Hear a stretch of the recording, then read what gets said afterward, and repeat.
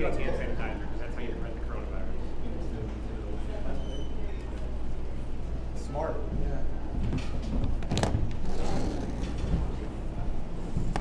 I'm ready. Start things off today. Rob and Corey. Coach, just offensively, that looked like it might have been as brisk as you guys have been in quite some time. What was the key to next week? Well, we've talked about ball security all year, and the second half of the Arkansas game where we only had 2 turnovers, and when we watched the game, as much as we wanted in the first half, I said, I want to see if you guys can tell me the difference in terms of why we turn it over and why we don't. And it's obvious the reason we turn it over is when we don't execute. We're not playing together. And I said to him, if we have to call something every time down the floor to where you guys know what we're going to do, we'll do that. That's what it's going to take. But I thought, again, like you said, Rob, the first half we were really good, but defensively we were outstanding in the first half. I mean, arguably coming in, and we talked about the other day, Mike has done a terrific job with his team over the last 5 games. They're as good as anybody in this league.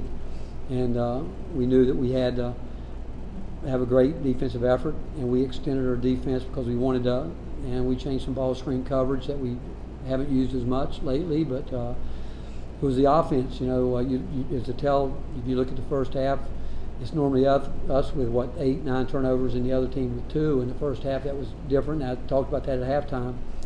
And we had the lead, and the game was in a pretty good flow for us. And then once they got behind and they got more aggressive, and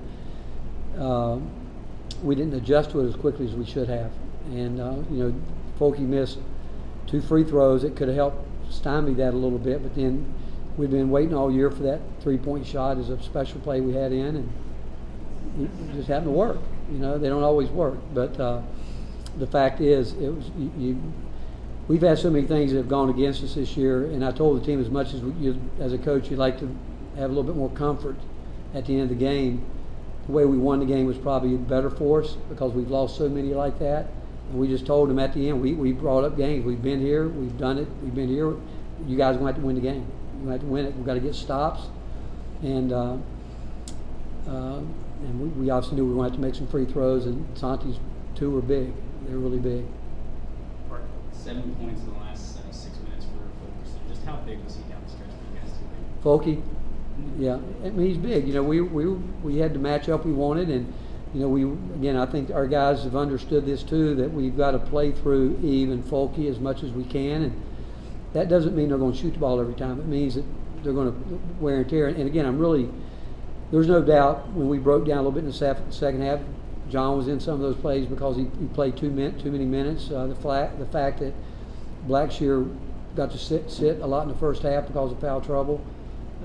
Again, I was concerned about that, and I told the coaches that at halftime. He's going to be fresher coming down the stretch, but we kept asking Folky, you got to tell us when you can come out, and he wanted to stay in, and but he did. He was huge. I think all of them. I think Josiah today was played the way we want to see him play, and I mean, we had to have everybody. And again, we went the distance with a lot of guys, but we just felt this was a really important game for us. And that these guys had worked hard, they prepared hard, and coming down the stretch when the coaches suggested to me in the last 4 minutes to get some guys out, I said, no, these guys, we've ridden them this far, and we're going to ride them the rest of the way home.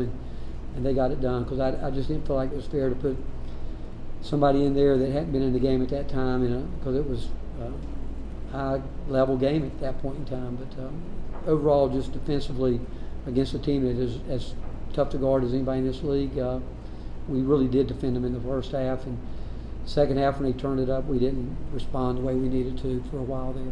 Mike, Grant, Jimmy. Well, what did go so well for Josiah? I mean, just flipping that switch to aggressiveness in the first half and defense, rebounding, all the things he did. Well, one, he's good at those things. We told him, be good at what you're good at, and I think more direction, just saying, hey, this is what we want you to do. This is what you've got to do, and we talked about playing inside out. But when guys are open, we want them to shoot the ball. We said, now look, we're not going to not shoot open shots, even though we want to have a mindset we're playing inside out, and I thought he did that defensively. It took all of those guys in the first half. I even thought Urosh's minutes, Olivier, those short bursts there were good for us. And but Josiah, again, I've said, we've known all year, he struggled with his injuries at some point, but I just, again, he's got to keep building on what he did today.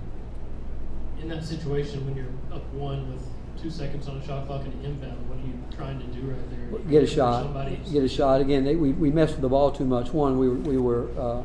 It doesn't. And one thing I think these guys have understood: it's okay to get teams deep into the clock on offense because we do it to them on defense. And I said, you guys think about it. You come down the floor and you get teams to have to play 25, 27. I mean, think about it. They made a couple shots at the buzzer. I said, then we go down and we take bad shots. They haven't had to guard at all. And I said, we've got to make them guard.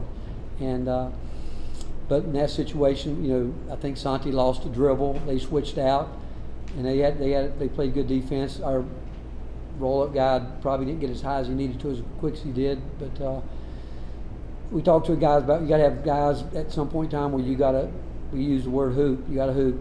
You got to do it, man. I mean, because they're good. They're going to.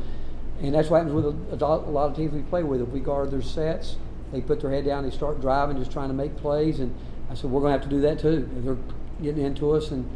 But we lost the ball there on 2 different occasions deep into the clock, and Folke just happened to pick it up and did the best thing he could. And it's a big place that made up for his 2 missed 1-and-1s.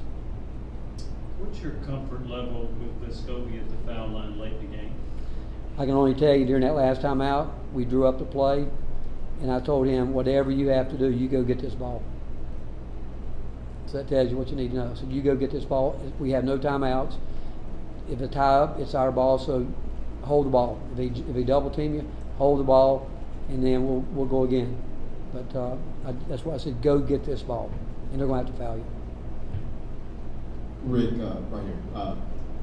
How much better is this team become if Josiah is that engaged night in and night out? Well, we're a different team. I mean, because if you go back and look, again, we've talked about how we've had to change up throughout the year, but when he gives us a 5th guy that's a threat out there, and he can shoot the ball. Percentage-wise, I think he's our best 3-point shooter, but he can rebound it. He made a great, Trey Mann got going and pretty much had his way there for a little bit, and then has a big block that Josiah made there at the end. That was a big play because he had gotten to the rim again. But at this point in time, we need everybody tonight. We need it, and our bench has been great in terms of their focus. Knowing they sit there sometimes might not play, but again, we told them last night that we've got to get back to. And we were more aggressive defensively this year. We've had to change so much because of our situation that we extended our defense, got out after a little bit. And to be honest with you, we're better when we play like that. It's just that we haven't been able to do it as much as we want to because of the situations we've found ourselves in. Coach, do you think the team has been struggling with the full court press in the second half for nursing the league? Yeah, because I think that we've got to attack more, and but then it's not just that. It's you got to be willing to attack and take the easy basket. And I've always believed that if you can get a layup, you go get it. If not, you make them guard you because they're obviously up there pressing for a reason. And you're also playing the clock at that point in time. But I just told our guards, quit messing with the ball in the backcourt and just get it across and get our offense going. And what we were running was going to put us into the clock a little bit. And they started running through passing lanes, and we were making too long of passes because we weren't getting the ball across half court as quickly as we could. We had to burn a timeout to get a reset on the 10-second in the backcourt because at that point we would only had 4 seconds to get it across, and we had to use that timeout, but it worked out well for us. Did you know about the plan for Santiago's parents to surprise him? How special do you think that was for him today? Yeah, we knew about it, and it's special because he's been a special teammate to all of us and a person to be around. And I think about it. I mean, they're a really close-knit family, obviously, but they had talked about it for a week how they were going to do it, and so I know he was really surprised by it because he had no idea they were coming over. Speak good Spanish? What? You speak good Spanish? I'm excellent. ¿Qué tal, mi amo? Ricardo, ¿y tú cómo te llamas? Thank you, Coach. Okay. So I think you'd understand that, by the way. What did you say? Ricardo, what's your name? You know what,